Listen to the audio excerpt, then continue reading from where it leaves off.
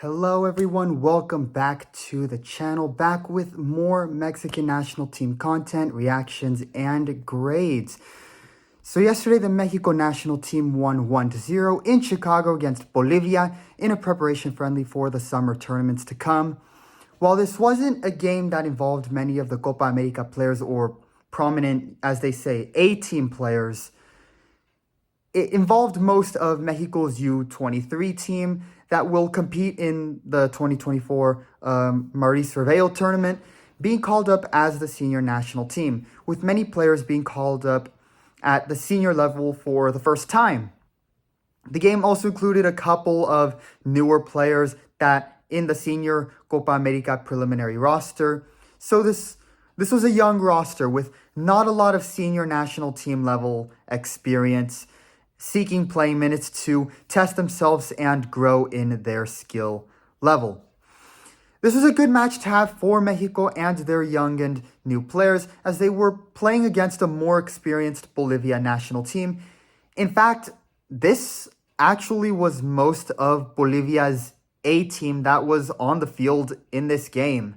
Of Bolivia's A-team roster called up for the Copa America, 10 of their 18 players were on their roster for this match against Mexico, and 8 of them played in the game. So for Bolivia, this was a combination of their A and B team.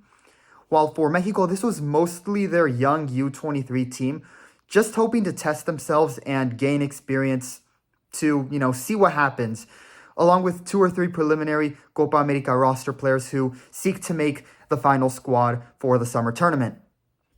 It was a good game that put them to the test against stronger opponents due to Bolivia having more experience, and they did well, winning 1-0. So here are the grades for Mexico's players in this game. Goalkeeper, A. Julio Gonzalez was the goalkeeper for Mexico in yesterday's game, and he had a relatively calm and peaceful 90 minutes, where not much was asked of him or really needed of him. There was one opportunity that came close where Cesar Menacho was able to get a shot on goal, and Gonzalez needed to make a save. Gonzalez was able to make the save easily and stop Bolivia's, basically their best scoring chance throughout the entire game. Defense, B.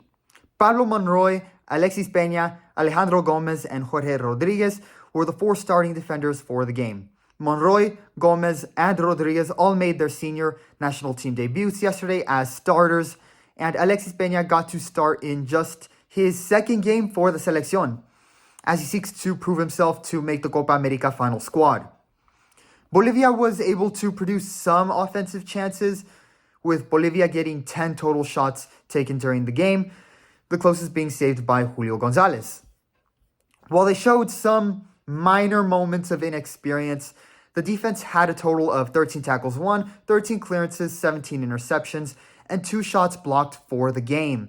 They were able to hold their own to win the game, especially during the later ends of both halves, where Bolivia started to gain some offensive rhythm, which is a positive takeaway for this young team. Midfield, B-. While the midfield didn't get completely outplayed, they still got beat for most of the game and struggled after the first 15 minutes of both halves. They struggled to pass well or produce any offensive pushes forward with the ball to create opportunities.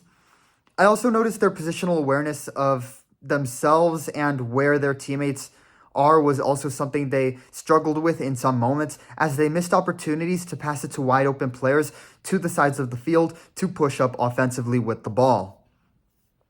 This resulted in Bolivia having majority possession in this game, despite Mexico winning, with Bolivia having 59% ball possession, with two of the 4 midfielders making their senior national team debuts, and Jordan Carrillo making just his second senior appearance.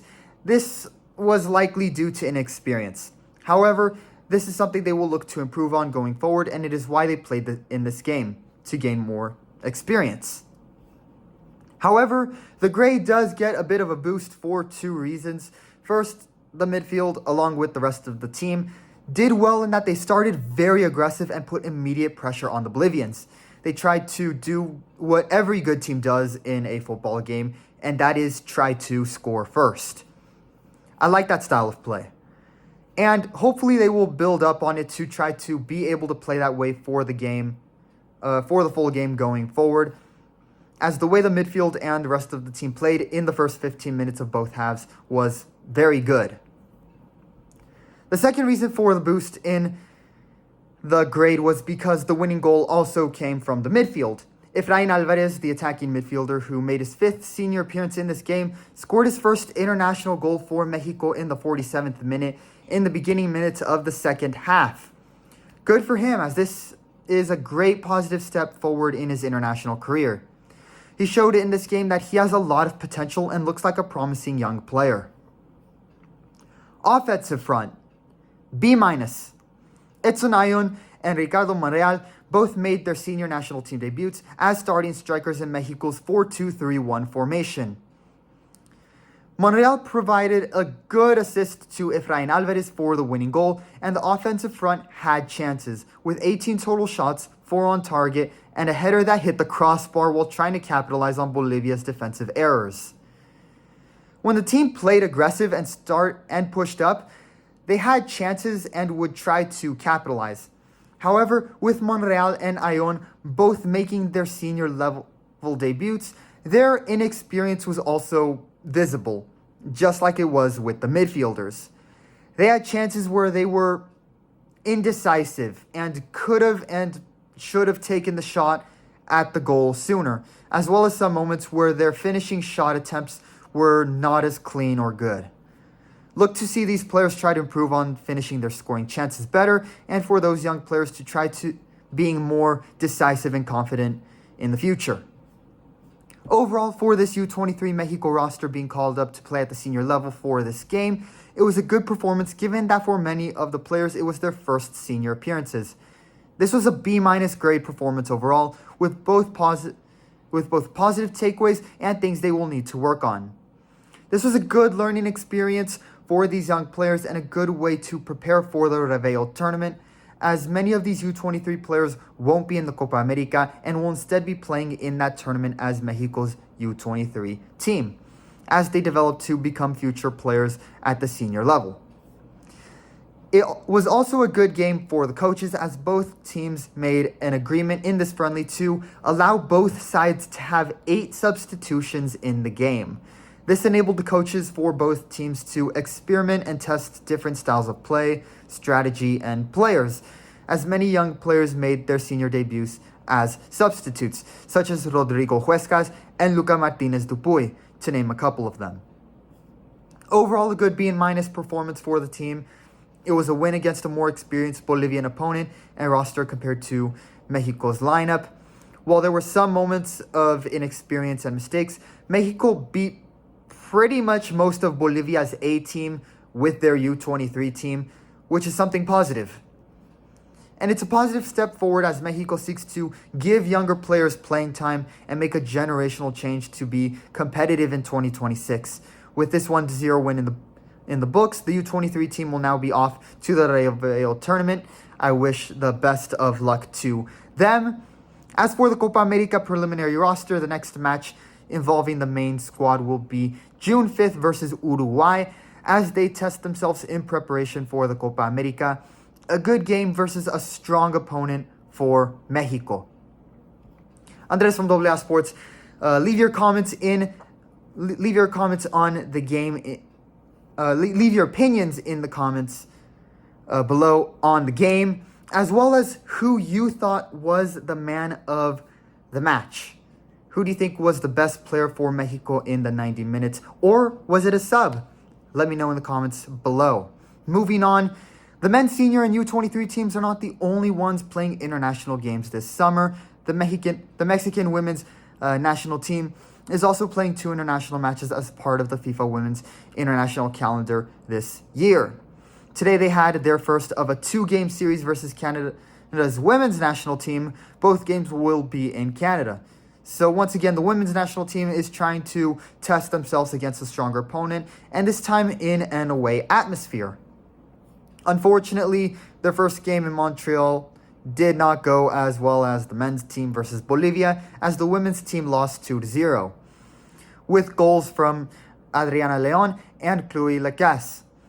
There was the positive that while they did lose, in their loss they were still relatively competitive and were holding strong until the last 20 minutes of the game, where Canada finally was able to score.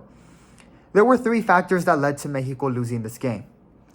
The first was the goalkeeper, who I felt did not play well in this game, conceding 2 goals that a better goalkeeper would have probably been able to save. Pedro Lopez, the head coach, decided to go with a new goalkeeper for this game and left Barreras on the bench, and unfortunately that decision didn't go well in this game. The second factor was that the offense wasn't taking advantage of the opportunities they had, and were not finishing with clean shots on goal when the defense made clearances and regained ball possession.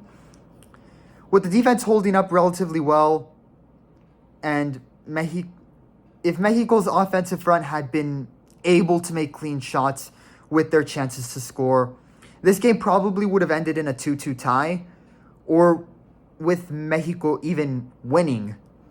But there were at least 3 good opportunities that they failed to capitalize on. So those were the 2 factors that lost the Mexican women's team the game. For positives, the defense held up well and the midfield did well enough. But for things to improve on for the next game, it's finishing your chances with the goals in the back of the net. Final score, Canada 2, Mexico 0 in the first of a 2-game series. So here are the grades for La Selección Femenil in this game. Goalkeeper, D. I hate to say it, but Celeste Espino was probably the worst player on the field today for Mexico. She conceded 2 goals in this game, and both were off shots that were frankly not the greatest. A more experienced goalkeeper such as Estefany Barreras would probably have been able to save those 2 shots.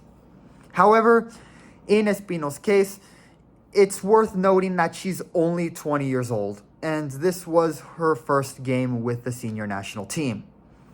So her poor performance today was more than likely due to inexperience and the nervous feelings that come with making your debut appearance as a starter. Unfortunately, she did not make a good first impression, but it was nevertheless a good learning experience. Hopefully, she gets another opportunity again soon and improves as she looks to develop into a better player for the future.